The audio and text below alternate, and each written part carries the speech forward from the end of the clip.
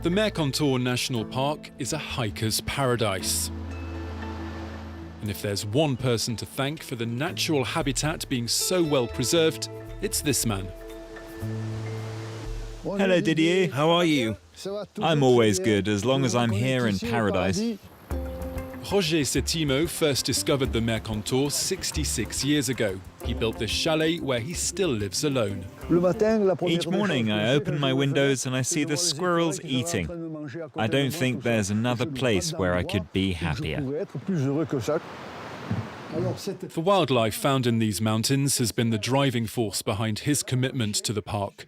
Roger has spent his whole life studying and photographing it.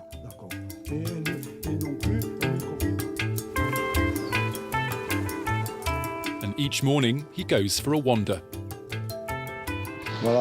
This is my usual hike. I do this loop. It takes me 4 hours. Roger believes he's solved the mystery surrounding the region's name, a name given by a Roman emperor. Mercantour. Mer the sea, can the path, and Tour the mountain.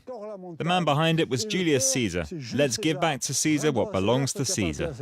But let's also give Roger the merit that he deserves for preserving the beauty of the park. Thousands of hikers plod their way through its hills each year, sometimes with the help of some sturdy four-legged friends. Okay, come on, Oslo. Okay, off we go. This group from Nice have rented these donkeys for €40 a day, and they say it's money well spent. It's great. It makes a change. It's also nice not having to carry our bags.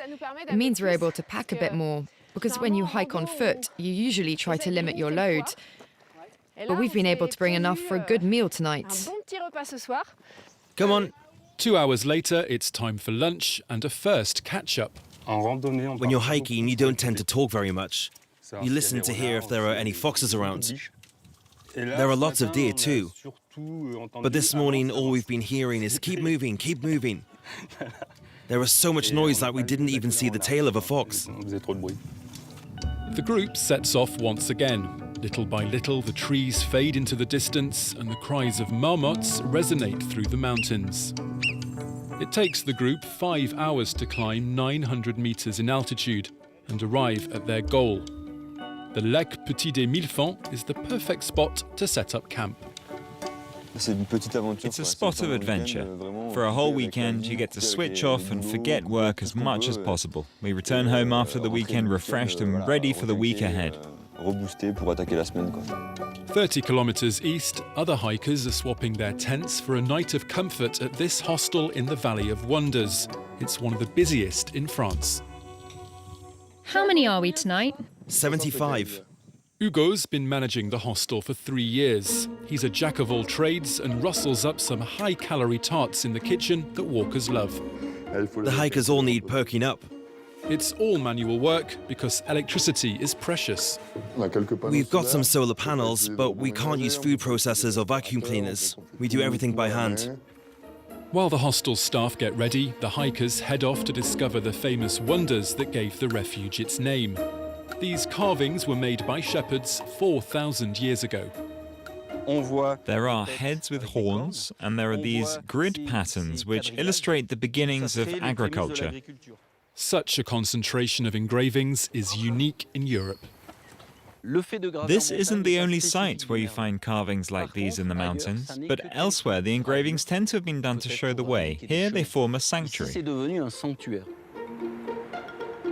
After a trek dotted with prehistoric relics, it's time for dinner. Before dishing up, the chef assembles his team. Come on guys, group meeting. It's the most important moment of the day. Cheers! With the daily ritual over, it's now all hands on deck. The organic and local dishes which have made the hostel famous are cooked and served. Hugo comes at the table.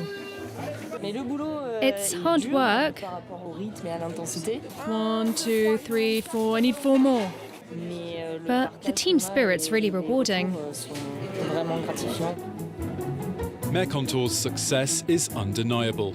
Each summer, over 400,000 people come to recharge their batteries in these mountains.